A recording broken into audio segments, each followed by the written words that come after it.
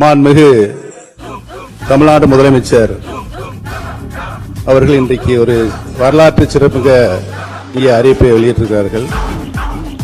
1952 ஆண்டு நடைபெற்ற சட்டமன்ற பொதுத் தேர்தலில் அவர் பெரியகுளம் சட்டமன்ற தொகுதியில் தான் போட்டியிட்டு கிட்டத்தட்ட ஒரு 50,000 வாக்கு வித்தியாசத்தில் மகத்தான வெற்றி பெற்றார் என்பதனை நான் நினைவு வந்து நானும் என்னுடைய அரசியல் வாழ்க்கையில் பெரியகுளம் சட்டமன்ற உறுப்பினராகத்தான் தேர்ந்தெடுக்கப்பட்டேன் என்பதை நன்றியோடு இன்றைக்கு தெரிவித்துக் கொள்ள கடமைப்பட்டிருக்கிறேன்.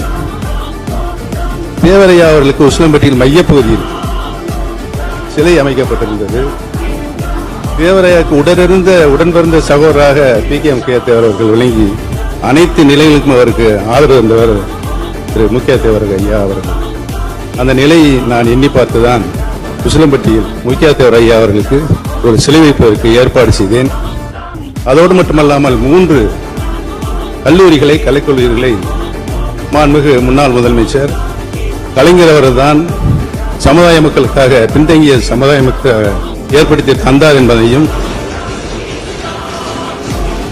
20% இடஒதுக்கீடு இங்கே வீச்சறிவாலும் அது வேண்டாம் நீக்கியாச்சு. நீங்க சொன்ன அந்த வார்த்தையை நீக்கிட்டேன். எங்க அப்பத்தை அடிக்கடி சொல்லும் வேண்டாம் தேவர்கள் இமை மூடாதுப்பான்னு. அதற்கு நான் விளக்கம் கேட்பேன். அப்பத்தாங்கிறது தந்தை வழிபாட்டியை தான் நாங்கள் அப்பத்தா என்று அழைப்போம்.